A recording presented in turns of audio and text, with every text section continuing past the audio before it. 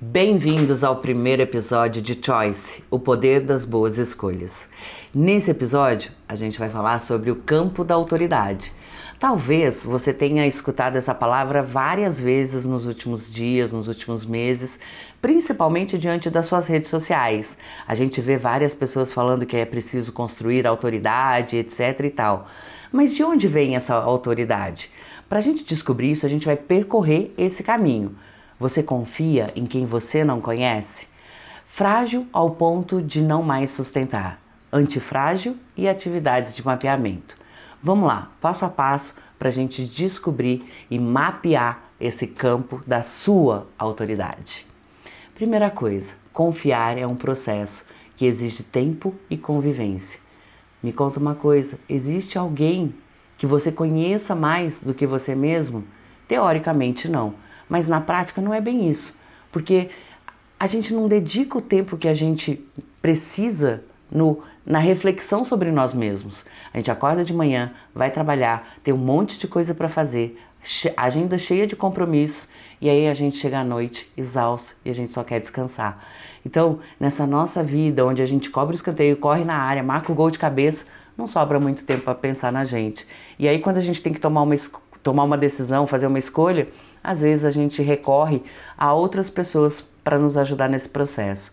Então, por que a gente tem tanta dúvida? Porque nesse processo de entender, né, de gerar essa confiança, a gente acaba não dando conta, não percebendo que o mundo muda, mas a gente muda também.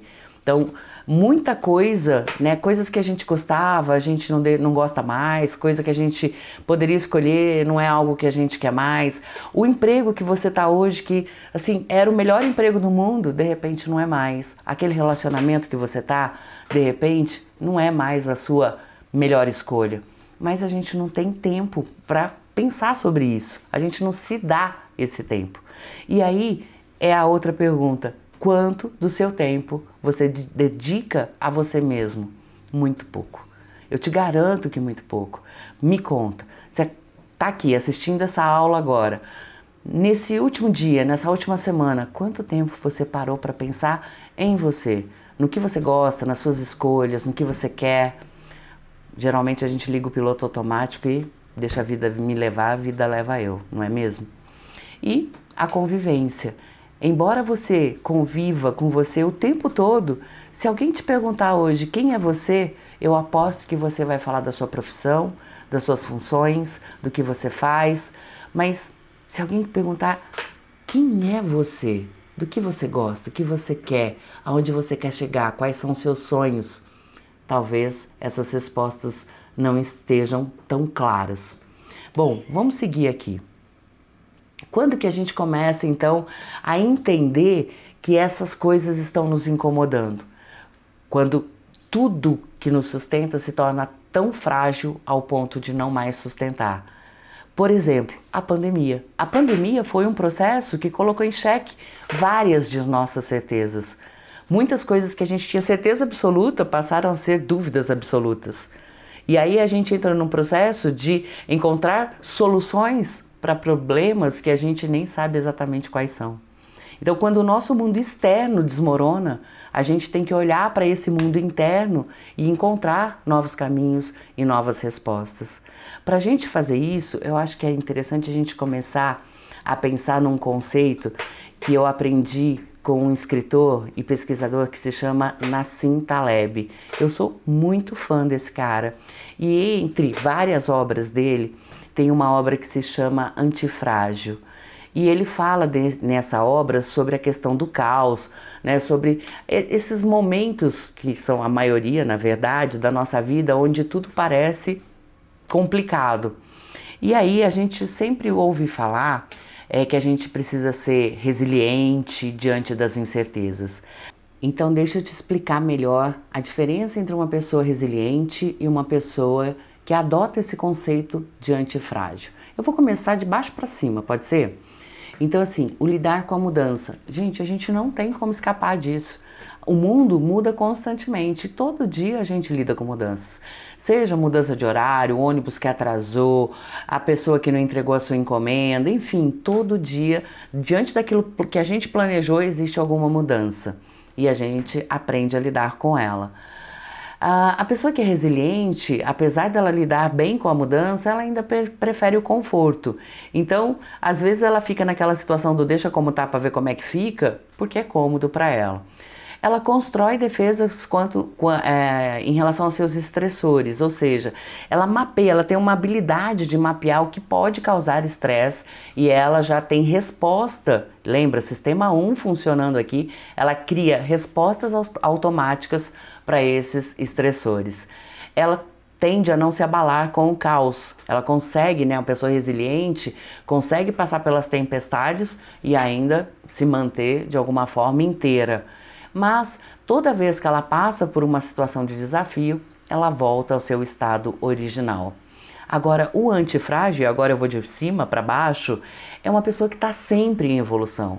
Diante dos desafios da vida, ela não volta mais ao estado original, ela cresce com eles, ela acrescenta, ela agrega valor a partir dos aprendizados que ela teve diante da situação que ela vivenciou.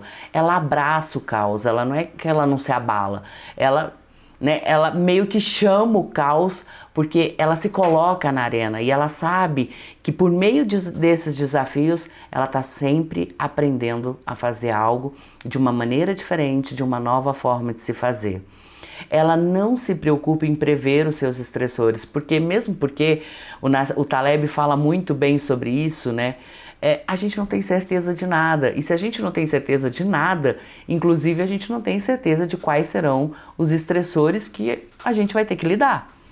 Gosta de desafios, né? Se ela tem que mudar de emprego, fazer uma coisa diferente, se ela realmente se deu conta que ela estava num relacionamento tóxico e que agora ela tem que fazer uma revolução diante desse relacionamento, ela vai fazer. Ela se coloca mesmo no jogo para lidar com a vida de uma outra forma. E com tudo isso ela cresce, porque cada vez que ela passa por esse processo de mudança, ela se transforma, assim como o mundo está em constante transformação.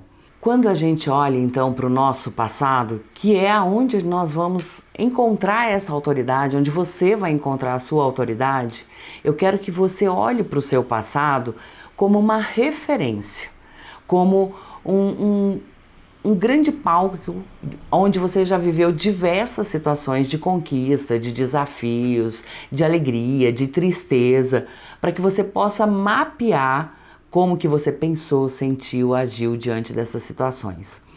Por que eu quero que você volte ao passado para fazer essa atividade? Para que você tenha sustentação dentro da sua autoridade. É engraçado, né? Às vezes a gente não se dá conta daquilo que a gente sabe, daquilo que a gente consegue fazer. Mas quando a gente reflete sobre isso, a gente vai percebendo que muita coisa a gente aprendeu, a gente já sabe e a gente pode recombinar e isso vai nos dar sustentação para os próximos passos. E segundo, toda vez que você olha para trás e que você percebe que você superou desafios, que você conquistou coisas, que você deu conta, né? Se eu parar para te perguntar assim, qual foi seu maior problema, 3 problemas atrás, com certeza você vai ver que esse problema já passou, que você superou isso, que você deu conta de resolver isso. Então, a atividade de hoje ela está relacionada com o resgate dessas memórias do passado. Quando você para pensar em quem você é, tudo que você já se transformou, todas as conquistas que você já teve, todos os desafios que você já passou, isso tudo começa a se tornar uma grande referência para você, uma referência da sua autoridade, porque em cada situação de vida que você passou, por cada experiência que você vivenciou, você se transformou. Então, o passado, ele é o nosso grande palco da autoridade. É ele que sustenta as nossas escolhas. Porque lembra, quando a gente conversou lá na introdução, que nós somos né, um ponto dentro de um sistema repleto de inúmeras variáveis, as variáveis sociais, cognitivas, as variáveis emocionais, enfim, tudo isso nos ajuda a construir quem somos. Então, quando você para pensar quem é você, quando você se propõe a sair do estado resiliente para um estado, né, de postura e pensamento e sentimento antifrágil, é o seu passado que vai te sustentar. E com isso ele se torna o grande motivador das suas escolhas.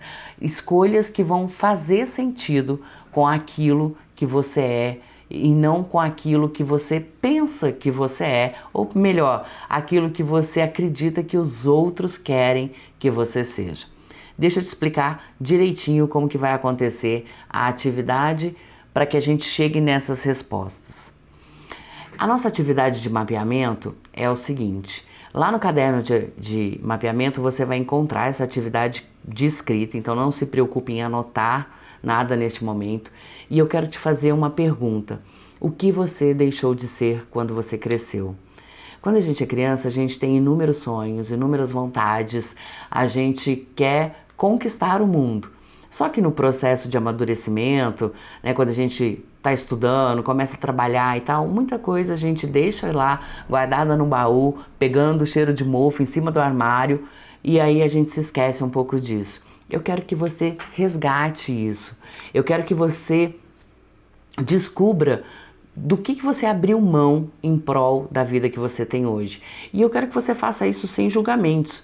Por quê? Porque a ideia aqui não é descobrir se você fez certo ou errado. A ideia aqui é justamente encontrar esses alicerces que fizeram você ser quem você é hoje. Então, para isso você vai relembrar das suas brincadeiras, das suas histórias, do seu primeiro emprego, do seu primeiro amor, dos seus desafios, das suas conquistas, dos seus medos, das suas superações, enfim, de tudo que você puder lembrar. Se você quiser perguntar para alguém, trocar ideia com seus pais, com a sua família, com seus amigos, tá de boa, você pode fazer isso.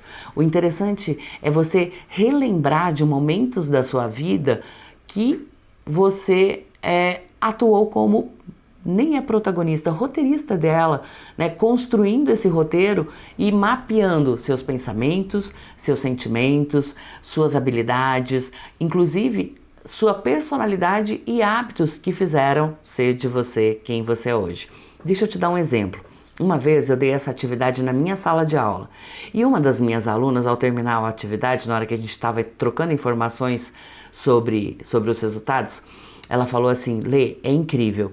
Quando eu era pequena, a gente costumava se reunir na casa da minha avó. E era minha mãe, minhas tias e aquela criançada, aquela bagunça o tempo todo. E aí, quando elas queriam que a gente fosse tomar café ou tomar banho, elas pegavam e faziam assim: vamos galera, todo mundo tomando café. E aí, Lê, quando eu fiz esse exercício, eu descobri que quando eu tô no meio de uma reunião, que todo mundo começa a falar, todo mundo junto, e vira aquela confusão, minha primeira atitude é: pessoal, foco, olha aqui, presta atenção. E aí, na hora que eu fiz essa atividade, eu percebi que esse movimento de estralar o dedo e chamar a atenção das pessoas que estão ali comigo na reunião veio de algo que eu aprendi lá na infância com a minha mãe e com as minhas tias. Então é isso que eu quero que você resgate, esses tesouros que fazem de você ser quem você é, porque isso vai te ajudar também a entender como que você pode fazer boas escolhas e resgatar esse poder de escolher e escolher. Anote tudo, sentimentos, pensamentos, né? Porque lá no final, lá no nosso último episódio, a gente vai precisar dessas informações. Combinado? Então, bora reconhecer a sua autoridade. E aí, a gente se encontra lá no episódio 2. Muito obrigada!